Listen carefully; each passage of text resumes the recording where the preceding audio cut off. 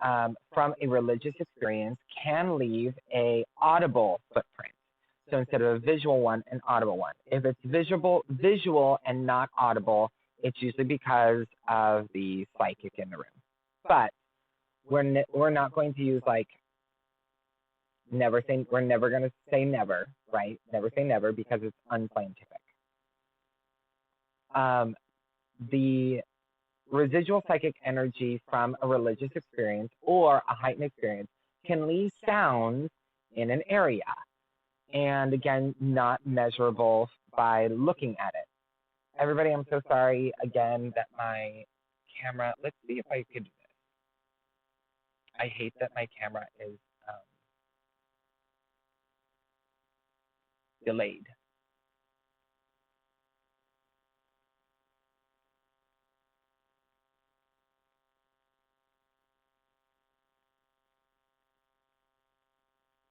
I'm such a spaz. Oh, here we go. Let's go like this. Turn that on, turn that off. Okay, so it's not the best, but at least everything is synced up. And now that we're at that angle, we're gonna go like this. Okay, that's a little bit better, huh? I'm kind of in the dark, but at least it's synced. Yeah, we'll go with this. So residual psychic energies like a battlefield or a seance or a birthday or backstage in a theater. Many places believe that their theater is haunted. Actually, your theater is probably not haunted. It's just a bunch of energy on repeat. For instance, theater opens, you have everybody backstage, they're excited or they're afraid, stage fright, and in that moment, everybody's like, how are you feeling? What are you going to do? Okay, so that energy backstage, now repeat it every show and repeat it 7 shows during the season and repeat it for 20, 30 years. That energy is going to build up. Same thing with the shows on stage or the stress in the booth. So in the lighting / sound booth, you may have heightened stress because certain aspects of the show require you to be quiet and require you to have heightened focus and amazing timing. That can build up in a theater. So then you hear sounds in the booth or you hear sounds backstage, sounds like people are walking or whispering. Those sounds, or we go to a battlefield and you hear people walking or marching or you hear groans. Terrifying. I'm not saying that's not terrifying, but is it an actual ghost? No. It's that energy that leaks from us when we are heightened. And for those of you that are like, that energy can't be real, it is in this very simple experiment. Close your eyes and have someone walk up to you but not touch you. You can feel the energy off of their body. This is an example of psychical energy or electromagnetic energy or electroplasmic energy. They're all the same thing. This energy that leaks off of us when we're near all the time. This energy leaks off of us all the time. Now, we present more of it when we're in these heightened states of fear, of elation, of anger. We leave more of that. Now, some people will say, oh, like when poltergeist activity is because of teenage girls who are angsty. No, that's psychical, not poltergeist.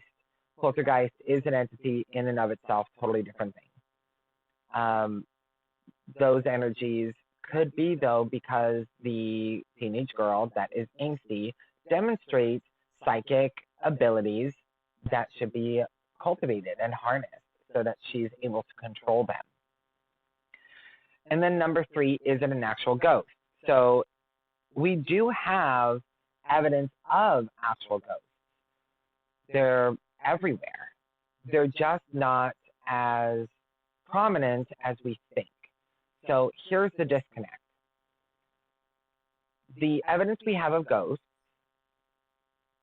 which there's enough out there, doesn't match how many times we have paranormal activity that we think are ghosts.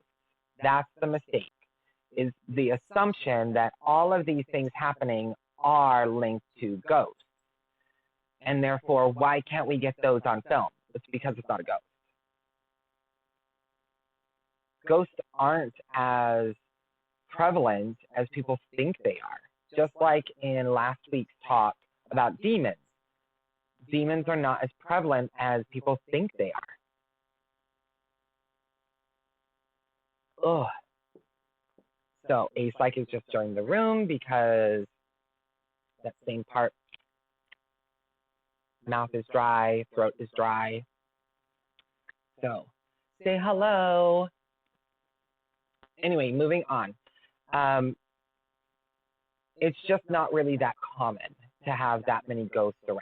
Now, the difference between ghosts and spirits, totally different thing. Spirits is a completely different question. Spirits like angels, spirit guides, your ancestors who have passed on that come back through and they're like, hey, I want to make sure that you don't marry this dude because he's a jerk. Those entities are completely different than ghosts.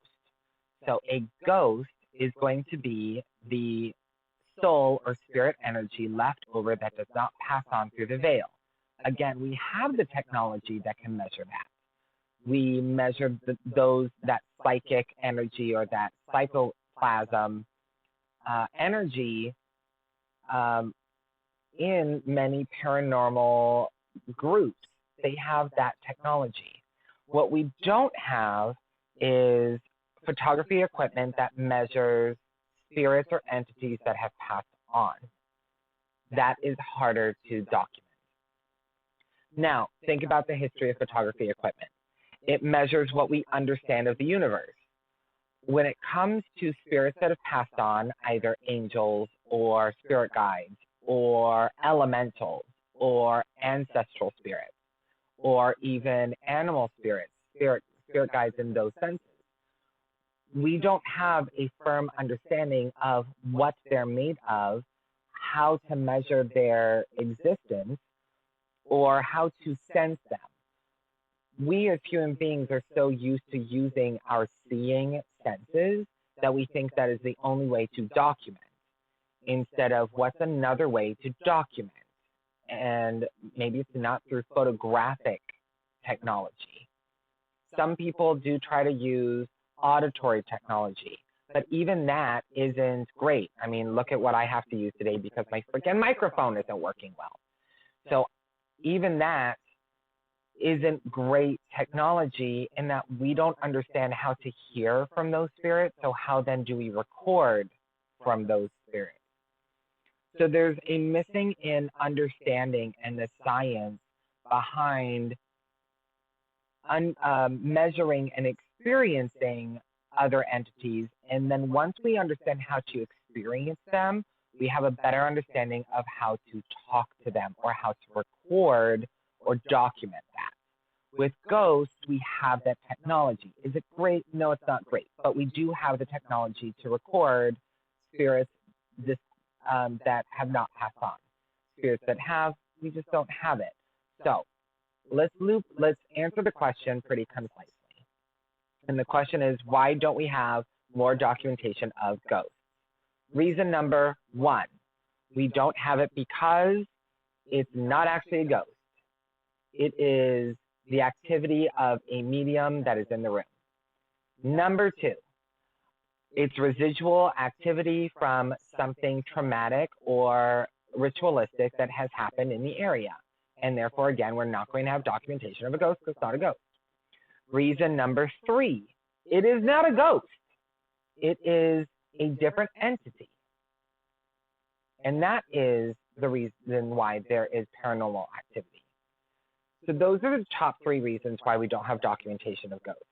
The documentation of ghosts that we do have demonstrates that we can measure ghosts. We can be in contact with those kinds of spirits. But what we need, what we would benefit from in the scientific community and the paranormal community and the occult community and the spiritual community. All these communities is a understanding of how to measure communication from entities that are not ghosts.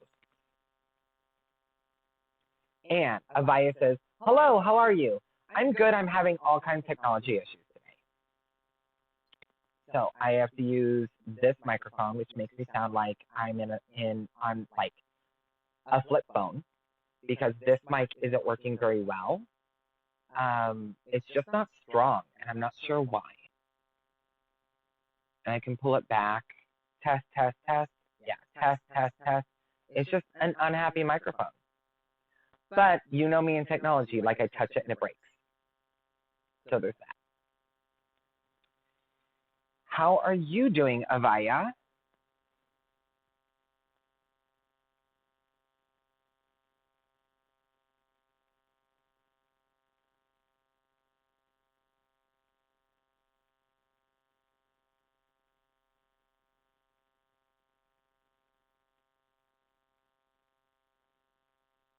I'm adding what today's topics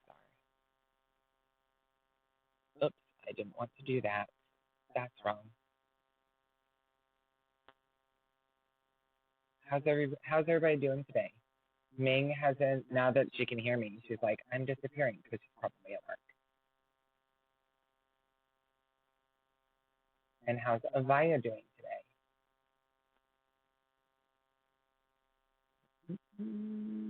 Heather. I need to duplicate this. I'm doing okay. Just okay? How come?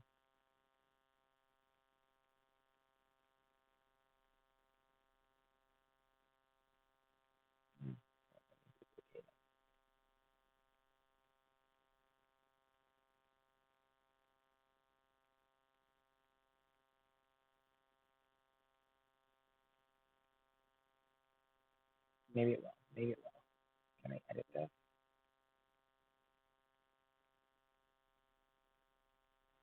Just trying to see something through. Just been a fight. Oof. I'm sorry to hear that.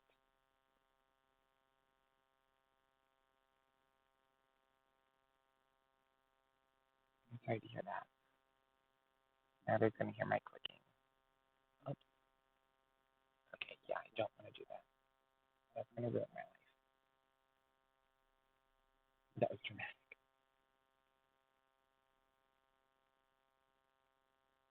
What kind of something? What part of your life? Ellie's being nosy today. Like career, family.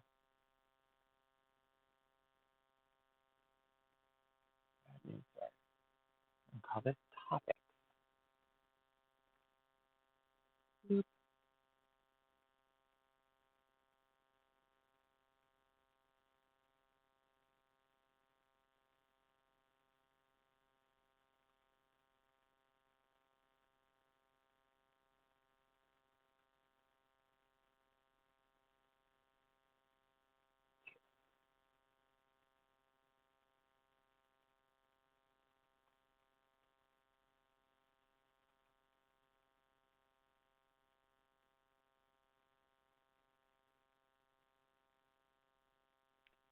That's cute. I'm so funny.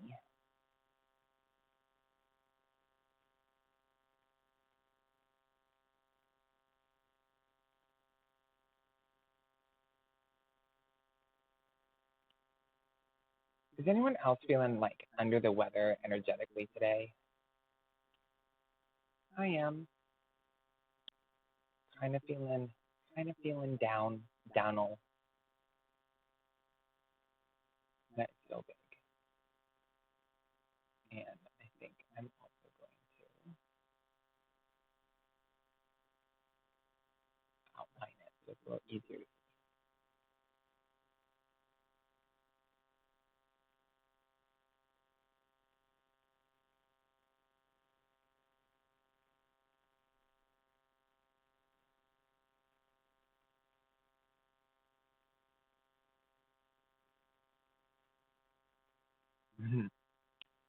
That outline is ugly.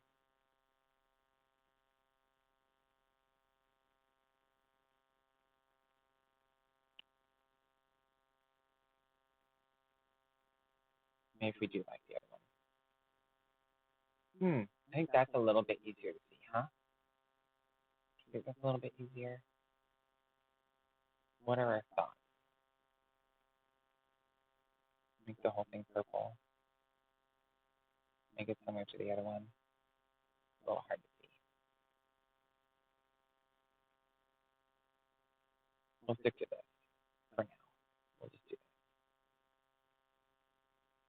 Ooh, that is terrible. Okay. Done. Boop.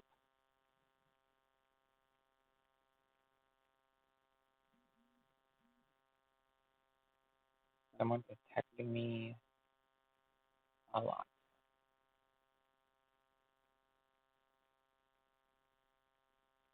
I'm sorry that you're going through that, Avaya, that you're having the struggles today.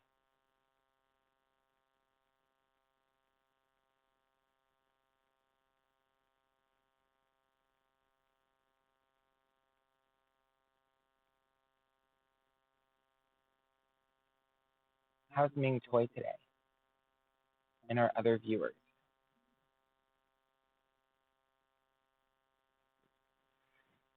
And if we're not in the mood for chatting, I will just continue on. And we'll talk about why kids see ghosts and then stop seeing ghosts.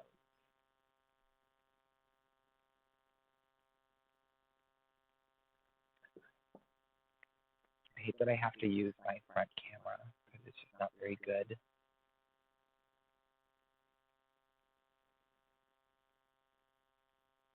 Yeah, I think that's universal. Are you doing reading tonight? I'm doing readings tonight too. And then how do you manage doing readings when your energy feels depleted?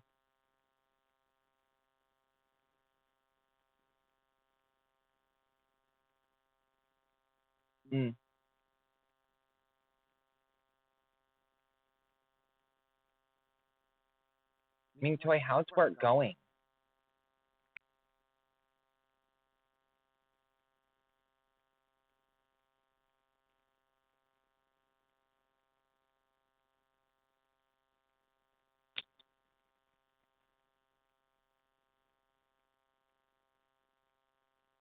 All right. Well, you guys talk to me a little bit. I'm going to move on to topic number over here, 2. Number 2, why kids see ghosts and then stop.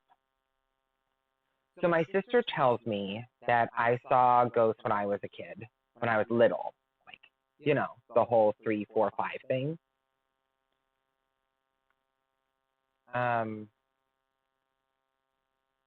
And then many kids stop seeing ghosts or spirits. They just stop. So why does that happen? Well, there is an explanation for that. First, we're going to say, again, never say never, because it's unscientific. No matter how improbable or unprovable, we have to pay attention to how much we see, the percentage of children that see ghosts, as much as we have a difficult time measuring it.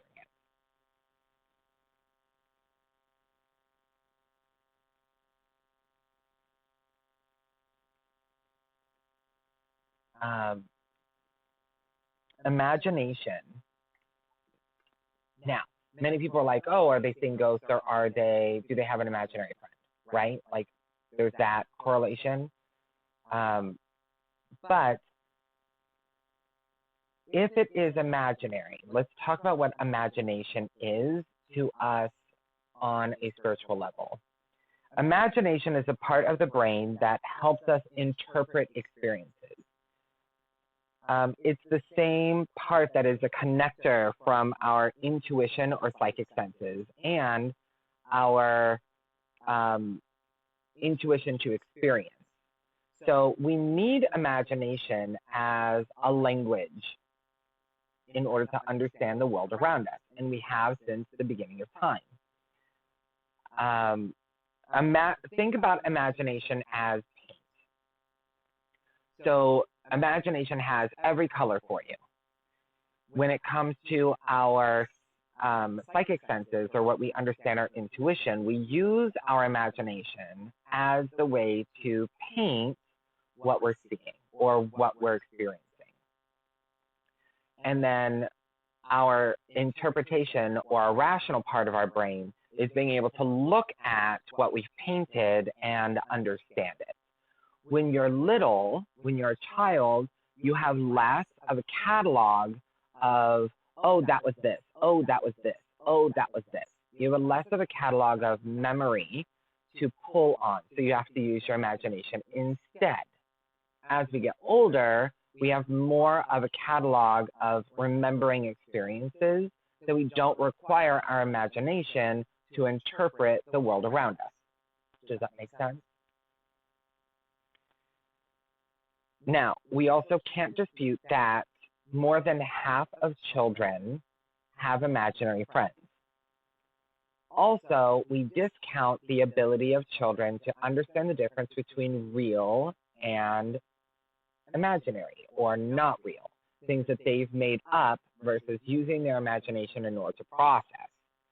If you ask a child, are they real, are they not real, a child can answer the question every time.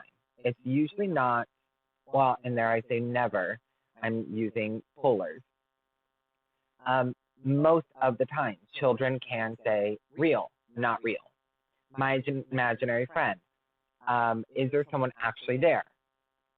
No, mommy, I'm pretending. Or, yes, mommy, they're my imaginary friend. Okay, so they're using the language that they have in order to interpret the world around them. Now, children see ghosts. Okay, what do we do with that information? Should we be afraid? No, we shouldn't be afraid. Why should we not worry? Unless there is some kind of distress. Just like anything else with children, you don't need to worry. If there is fear, or you start to see something change in their mental, emotional, physical health, of course, then you have to worry. Otherwise, you really don't need to worry about a child's relationship to spirit. In fact, it's a way to cultivate a positive relationship with their spirituality and faith from an early age. It's great to also have the dialogue of who do you see, what are they saying, what's the relationship that you're having, instead of coming from a place of fear. It's similar when it comes to past lives, where children talk about their past lives. Unless there is distress, you really don't need to worry about how it's affecting the child. Now, let's talk about some other things that may affect children and why it goes away or why it can be heightened. So during times of death, or where death is celebrated or acknowledged in the family, those are times that can heighten a child's, ooh, thunder. Maybe that's why my camera's not working and my energy. Bark, bark, bark. Can we hear the barking of my puppies through the microphone? Yes, it looks like you can. Bark, bark, bark, bark. We have, so the family believes, so during death, during spiritual gatherings, during, bark, bark. Where's the microphone so I can cover it? Cover it. Dinah! Dinah! Dinah! Dinah, there's no need to bark.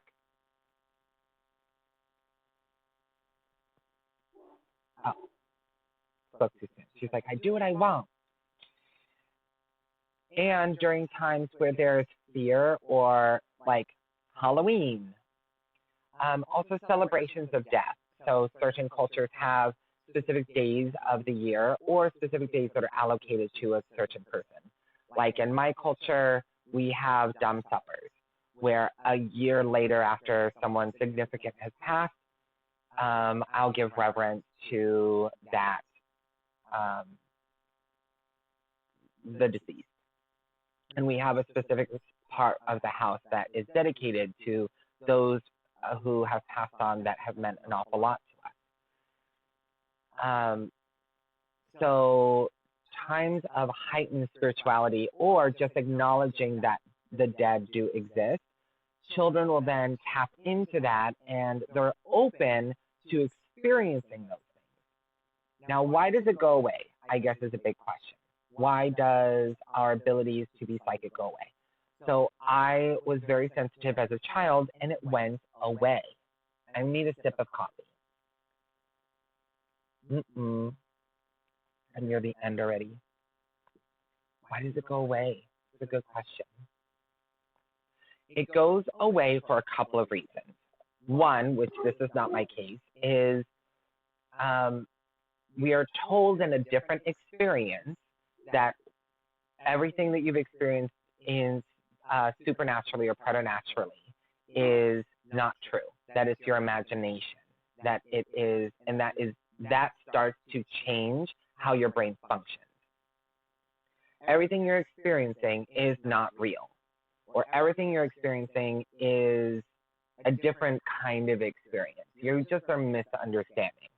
Now, let's take that out of the equation and talk about that being treated like that in other aspects of our life and how that can affect you.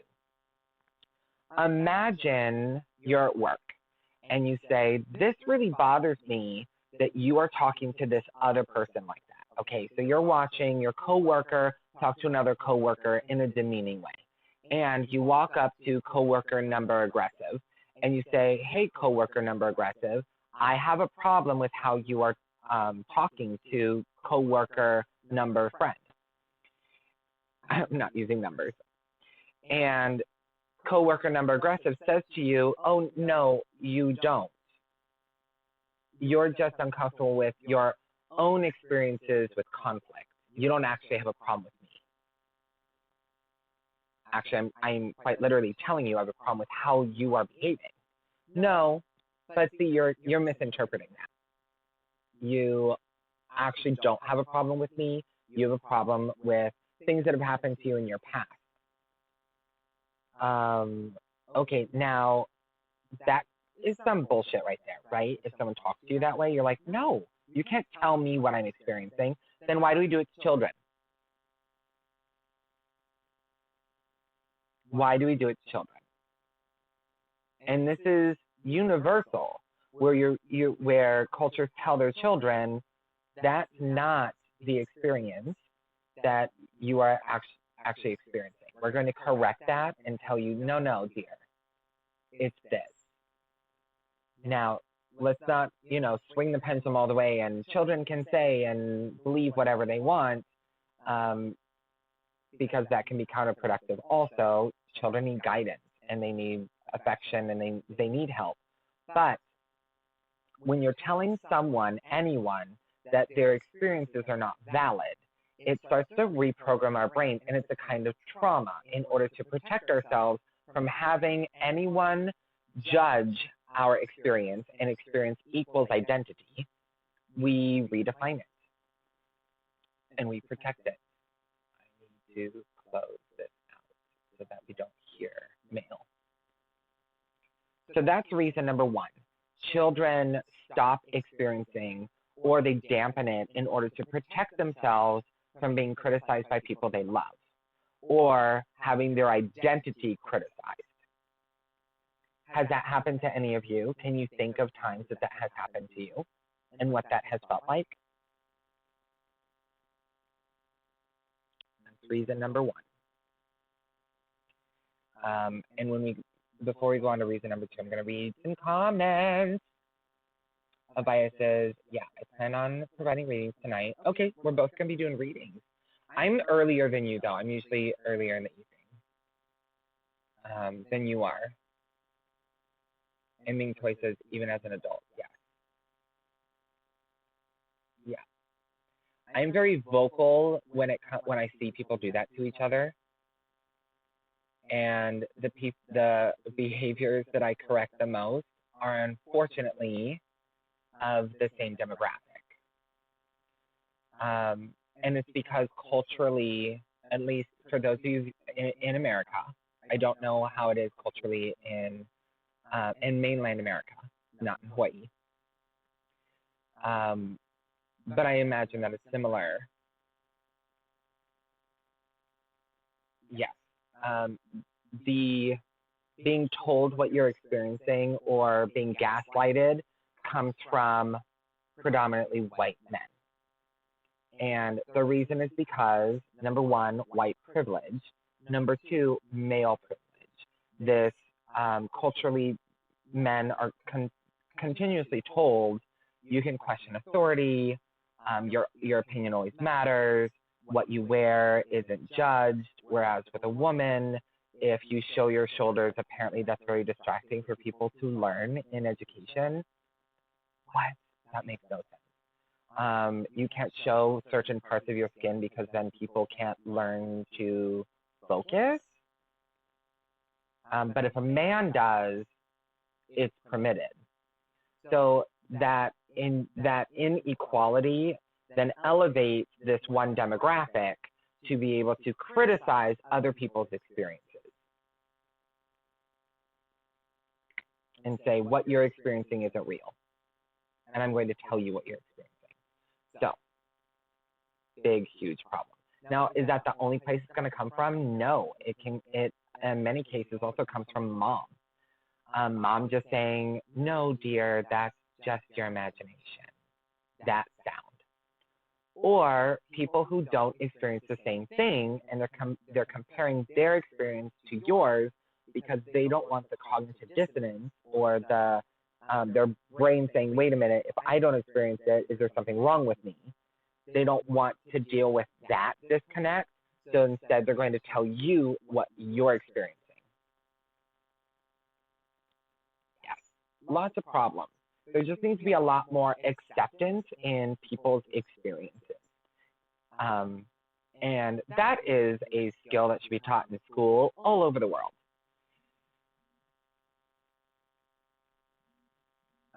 Ming Toy, this vibration from my phone is so loud. It's so loud, and I don't know if I have a way to go shh phone. Is there a way to go shh phone? There. Boom. Even as an adult, yes. I'm so sorry, Ming Toy, that you still have that. Do you feel you have skills to stop it, to say, whoa, don't talk to me like that? Avaya. Well, it happens to sensitives all the time. So you got to have this like arsenal of things to say, right? When you're sensitive. Like I have one that I say to myself that I don't fight back, but I say to myself, and I have lots of students or I've had a few students that ask, what do you do when someone says, oh, you talk to spirits, you're going to hell?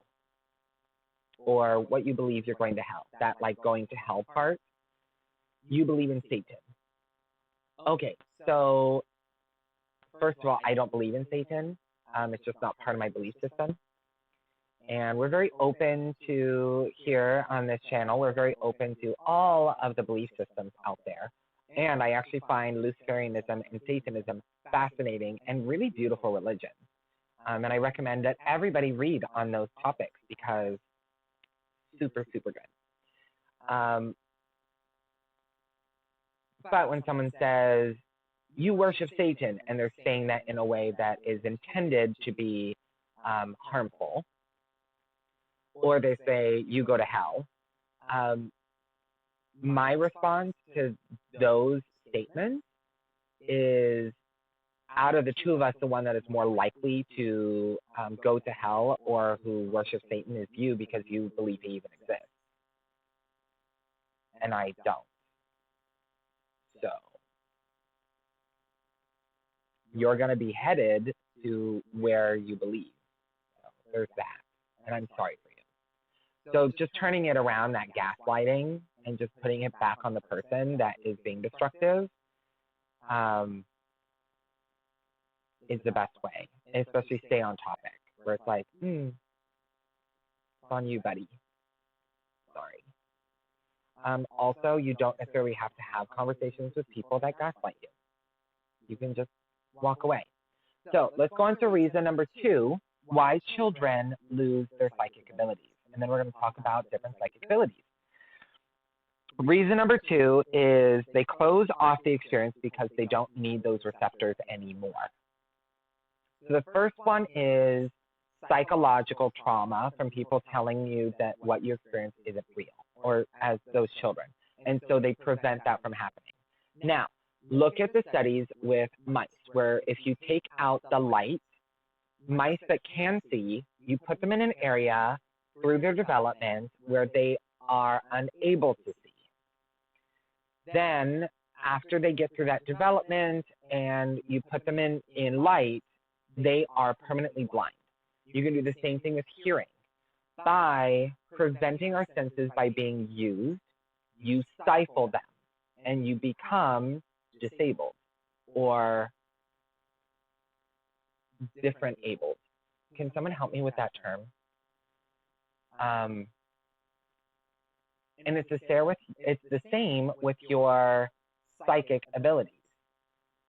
If we don't need it anymore, then, and you stop using it, it goes away. Now, can you revive psychic senses? Yes, in some cases, which we're going to talk about in topic number 3. Claire? Who's Claire? Which just means clear. Boy, this rain is beautiful. And I feel like I tried putting this under talk shows, and I feel like maybe this needs to be in like conversations instead of talk shows. Because later today is definitely a talk show, because I'm going to be reviewing certain things. But imagine people that live in darker areas or places where, like Alaska, where the sun is out for long periods of time or gone for long periods of time. I don't know what the studies there are based on their ability to see. But regarding your ability to see spirits, if you no longer need that ability, then it dampens, which was my case. So my family is not against seeing ghosts. They're very spiritual. My mother's of the Druid faith, which any of you viewing might say Druidism is not a faith. That's a topic for another day. But my mother's of that faith, but my Sicilian side is of Benedicaria, which is the faith I follow. Either way, they're both folk religions, and seeing spirits and ghosts is not a problem, although it's not talked about all the time because, like, why would you? However, my sister told me that she saw that I could see what she was seeing. Now, she kept her abilities all through her teenage years. Mine went away when I hit about 8, and that was between 6 and 8. And it's probably because my parents divorced, and that trauma, although I don't feel any trauma because good for them, they were meant to be divorced. That trauma changed my focus. So when children are forced to focus in different areas, then they no longer need those psychic abilities. They're using other senses in order to survive or to interpret the world around them. It wasn't until my 20s that it came back because the veil was separated between the living and the dead from my experiences. I was surrounded by death a lot, but that didn't jumpstart things. It was actually when, specifically, I almost died, or I got very close to death. And then the veil, my psychiatrist tells me that the veil between the living and the dead broke, or that experience, that barrier broke away. And it literally changes how your brain functions. So thank you, doctor, for explaining that. I wish I had little pop-ups that every time I say phenomena, that like the Muppets pop up and like do do do do do, or like pictures of like different doctors. Every time I mention a doctor, that pops up. You gotta figure that out, fam. So can it come back, I guess is the question. And there is a fear within the psychic community that if more people were sensitive, then that would put us out of a job. But that fear existence is very unhealthy. First of all, if more people were sensitive, then it would validate your existence and it would validate your abilities. Not all people are good at all things. Look at sharpshooters. Their eyesight is amazing, but most of us can see. Same thing with hearing. You have people who have incredible perfect pitch, but we can all hear what music sounds like. Well, not all. We can hear what music sounds like. If we had that same normalcy when it comes to welcome, Crimson. If we have that same normalcy when it comes to psychic abilities and psychic phenomena, then we would have more validity in professions like myself or like Avaya. She's over here. She's in chat. Instead of being told, oh, what you experience isn't real.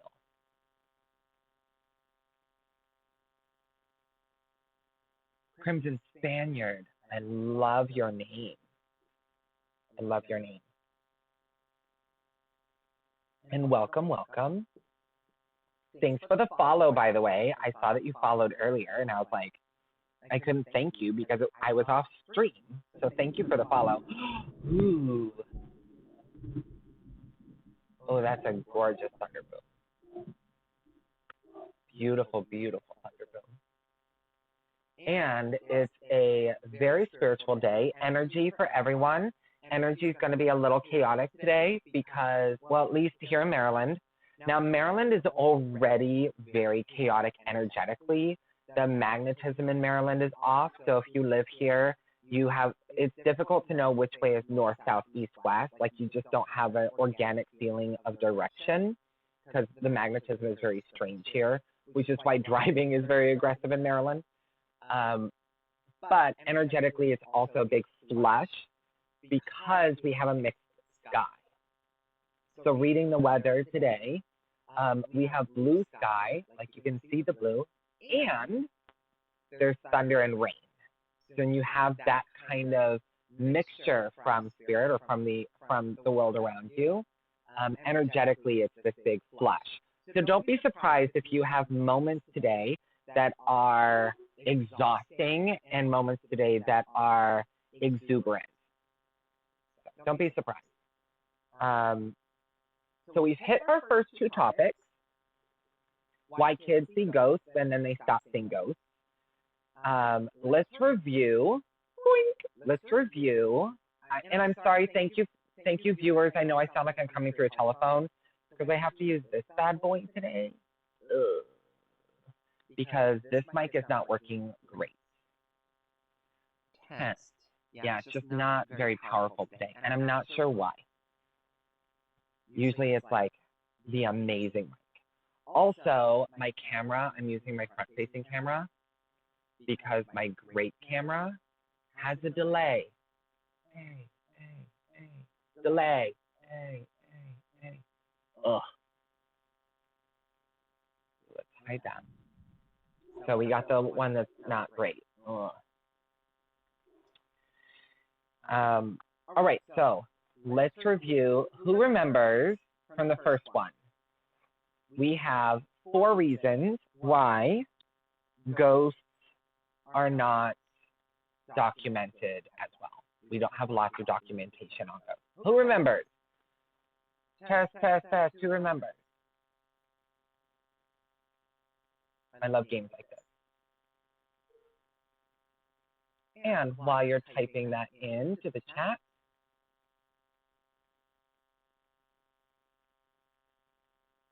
I'm super close to my follows, super close to getting, that number's wrong. I'm at 31. I don't know why it says 29. But I need to get to my 50 so that I can get out of Twitch purgatory. Twitchatory. But Blip is usually here, one of my regular viewers. He would say Twitch is glitch. Okay, so number one is it isn't a ghost. It's psychic phenomena from someone who is a sensitive in the room, probably a medium. What you're experiencing is not a ghost, so you can't document it as a ghost. That's why. Yes. Crimson said it. Do you remember number two? Crimson Spaniard feels familiar. Do I know you? I think I know you. Yes, I do.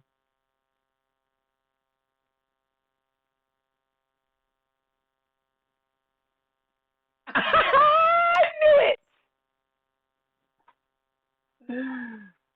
I knew it. I knew it!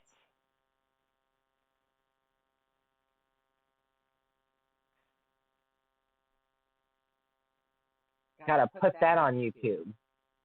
Okay. So number two. Do you remember number two? Why ghosts aren't documented?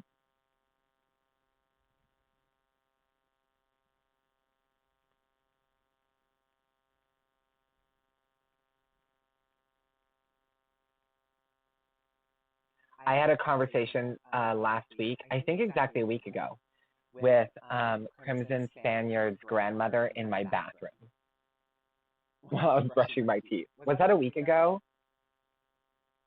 I think it was a week ago. And I reached out and I was like, hey, do you want a message from your grandmother? She came to visit me. Okay. Reason number two is because what you're experiencing is residual energy from a religious experience or heightened experience, like war, a murder. Is it the ghost of the person who was murdered? No, it could actually just be the experience has left an energetic residue. So, and there's a reason why you have to divulge those things when selling a house. Yeah, she's looking after you, buddy. Your grandmother's definitely looking after you. And the next one is, it's not a ghost, it's a different entity. It's a spirit, it's an angel, it's a goblin, it's another entity. Now, when we talk about entities, I do recommend, I am teaching a course through Zenzudo, Infinite Wellness, zenzudo.com. Or you can find it on my website. You can find the course. It's Friday at 3 p.m. Eastern Standard Time. It's cryptozoology, where I'm going to talk about different kinds of entities that live amongst us. And the final one is the photography equipment isn't accurate in how to measure an experience of something corporal. So those are 4 reasons. 2 reasons why kids stop seeing ghosts. Number one, they are told that what you're experiencing is not real, and that trauma makes you shut off those parts of interpreting experience. Number one. Number 2 is you don't need the ability. And just like putting a child in a dark room for their formative years, they stop seeing, they become blind. So just not using it. Those are the reasons why kids stop seeing ghosts. Now let's talk about being psychic and our clair senses. Who's clair? Clair meaning clear. So there are 7 senses, of a psychic nature. Most people will say there's 5, not most people. People will say there's 5 or there's 4 or there's 6, but there are 7. We're going to go through the 7. Do you guys have any questions about our first 2 topics today before we move on to the 7 senses? because I'm going to talk about clairsentience, clairvoyance, and claircognizance first because it's muddy.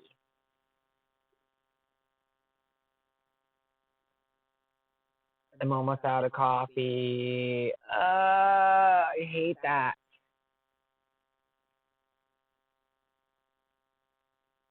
And we can't hear any of my background noise because this mic isn't working. It's being so rude today. I wonder if I plug it into a different port, if maybe I can get it to work. Maybe if I turn her off for a while. You can still hear me, yes, everyone? Turning off the other mic. Let her have a rest. Okay. Whew. I know okay, but I sound like I'm coming through a telephone. Not the best. All right. Clairsenses. So let's first talk about my pet peeve, which is clairsentience misdiagnosis. If you are clairsentient, you have a miserable life. I'm just going to say that. I am one of those people. My clairs. Okay. I am so excited to talk about this.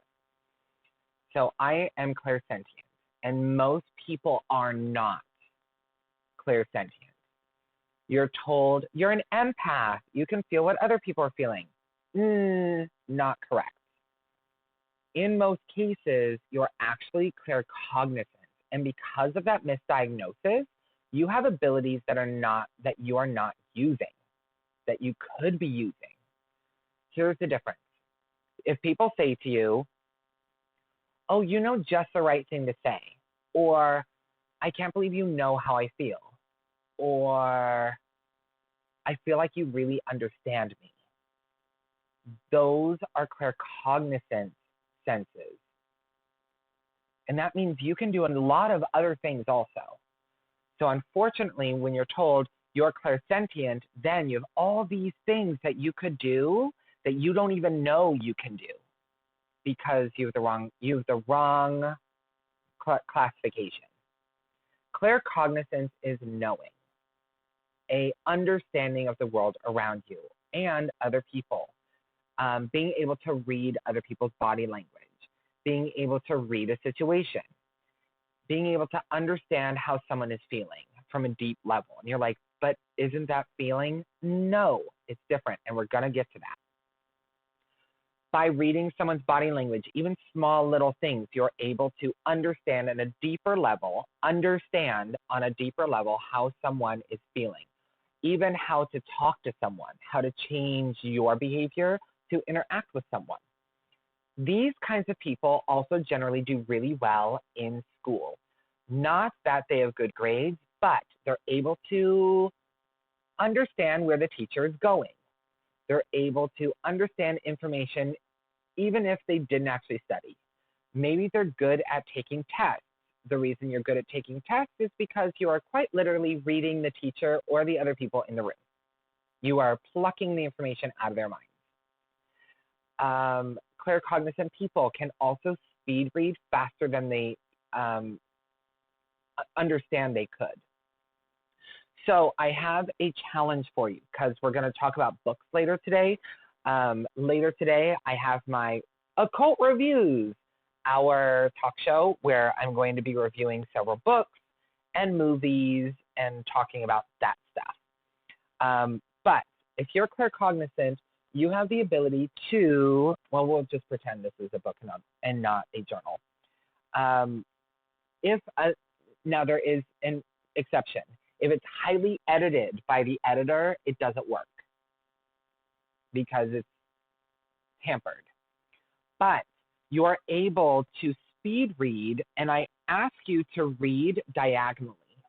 So you're going to not just use your sight, but you're going to use your claircognizance, and you're going to speed read in this direction. And although you can't quote it, you have an understanding of the information, which is why I'm able to read a book a day or 2 books a day. Now, I already know how to speed read, but I'm also using my claircognizance to understand where the author is going. And I don't need all of the details. I just understand the information. You're able to do the same thing if you're claircognizant. And that's a skill that you didn't even know you had. So you're like, oh, I'm bored with reading. It's probably because you are reading word for word, but you're able to understand the world in a quicker way. So you're trying to interpret or understand information in a way that isn't organic for you.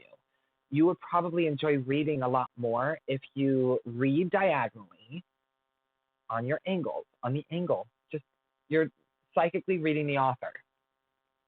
So that's claircognizance. Clairvoyance is the most commonly talked about, and that is clear seeing. So that means your imagination is the paint for which you are able to get information. This includes visions, premonitions, or monitions. So monitions are things that are happening somewhere else that you are not able to see, that are currently happening. Premonitions means it's going to happen before. I do not have premonitions. Visions, dreams, those all fall under the clairvoyance category. My clairvoyance manifests in when people talk to me. I'm able to see what they've experienced. A similar movie to that is a very old, kind of boring movie.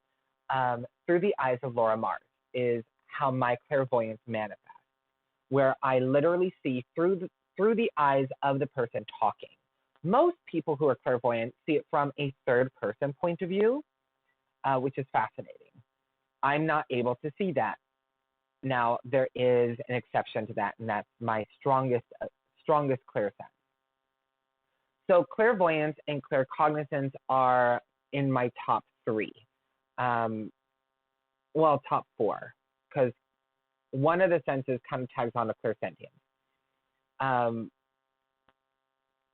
So they're common, and when I'm doing any kind of spirit guide introduction or shamanic healing, or I'm doing some spiritual life coping skills, I use my clairvoyance so that I can see what the other person is seeing, so that I adequately understand what's going on.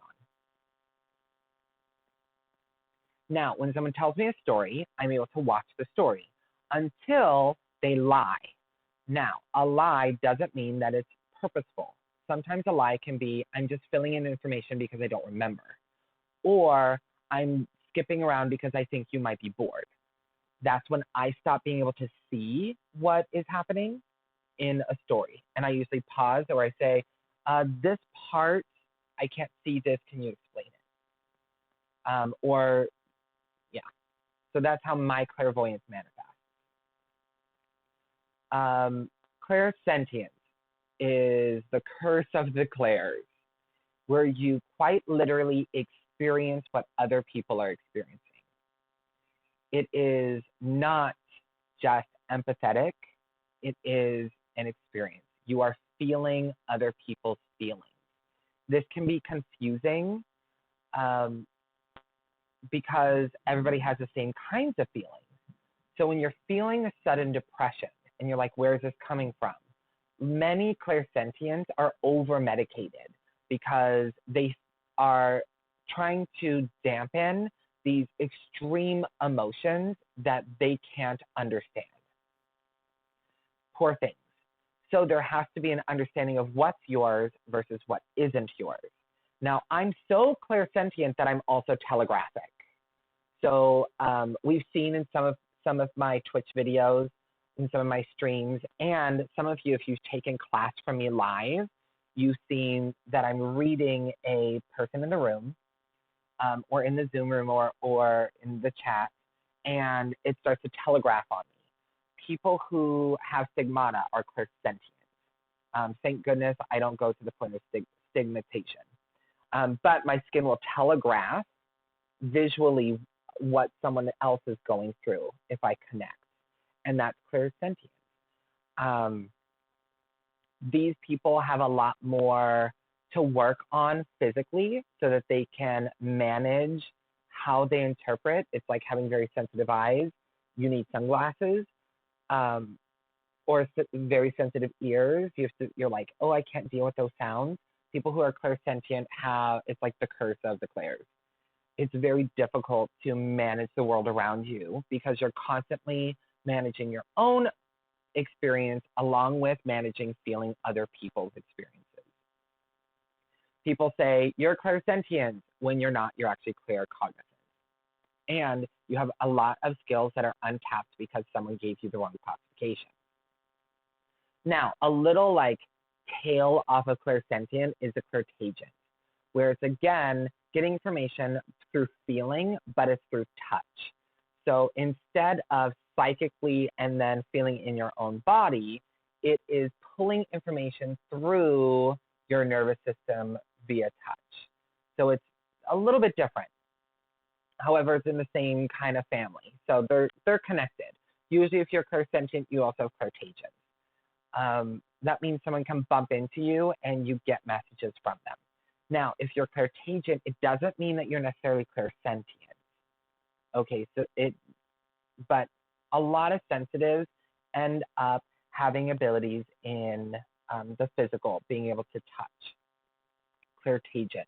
This is also called psychometry, or being able to divine information through your physical senses, through touching. Examples of this are going into a home and touching the walls to experience what has happened in this room, or touching an object that has information left over from an event or a person. Now, does my mic here have psychic energy? No, it doesn't. Can you create a glossary? Actually, today I'm working on a blog to put like, this is what these things are and what they actually mean. It's going to take me a little bit to finish it, but I'm working on a blog that'll go out about like, this is what this means, because it's asked a lot and there's misclassifications from people who don't have the experience. They've read it somewhere else, or they're jumping to conclusions instead of how they actually feel it. That's not their fault. They're trying to help spread the information, which is fantastic. I keep looking at the wrong camera because I think that one's on, but it's this one. Clairalience, which I do not have. Every once in a while I get a clairalience because there's a spirit that comes around and haunts me. He's such a jerk. And the only way he shows me he's around is through cigar smell.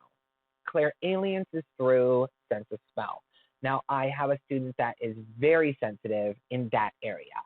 And because of that, I was able to experience her sensitivities because my clairsentience is so intense that I'm able to experience what other mediums or psychics experience. I'm able to feel that. I'm able to experience that psychic phenomena. So it's one of the few times I was able to experience what clairalience is like. And it's as if you can smell through colors.